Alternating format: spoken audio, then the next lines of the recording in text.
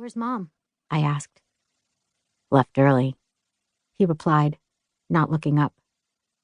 He was reading a magazine, the one my father ordered for him about machines. He was so smart already, a genius in the making. I eyed him carefully. "Why didn't you wake me up?" I asked.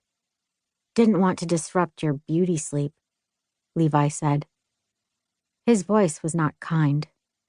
I was young, but I already knew the difference in tone. Levi started using sarcasm at a young age. I didn't know the definition for it yet, but when I would learn it later, I would think of him. I didn't want to be alone with him. "Is Lane here?" I asked, looking through the glass doors into the backyard.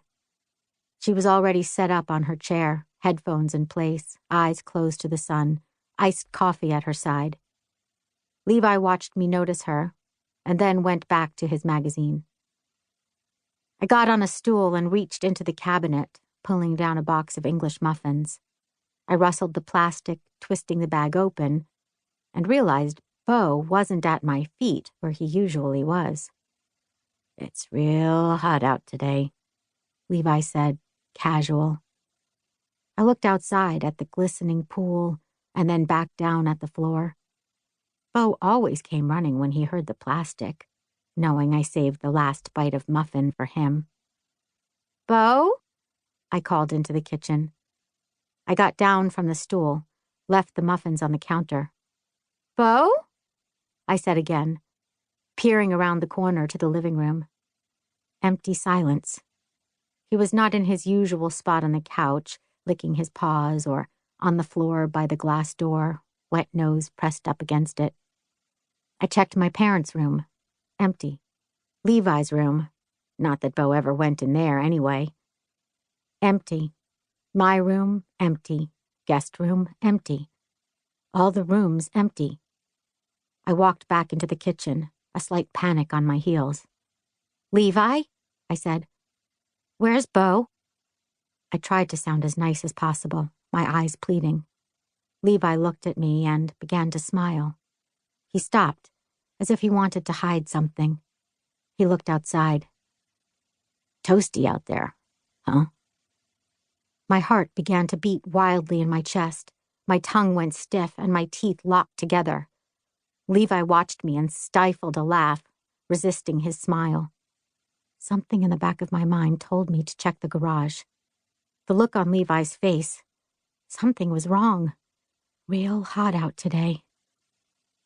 The warnings my mother had been giving us, her paranoia at leaving us in the car without the windows down, the AC blasting in our faces. I turned on my heels and ran to the garage door. I opened it. Nothing. No car, no Beau. I stepped inside, the concrete floor cool, the dust and dirt sticking to my feet.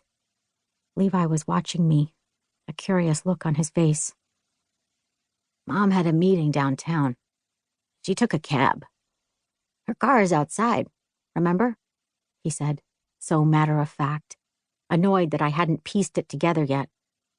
If her car wasn't in the garage, she would have parked it under the basketball hoop. Real hot out today. I looked to my left, where the faded garage door button waited for me. My hands were ice cold as I pressed it. The garage door jolted and clanked open, slow and revealing.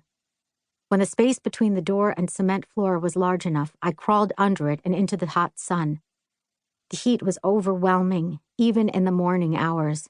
It stifled my lungs, and the humidity clung to my pajamas as I stood up. My mother's car, baking in the driveway.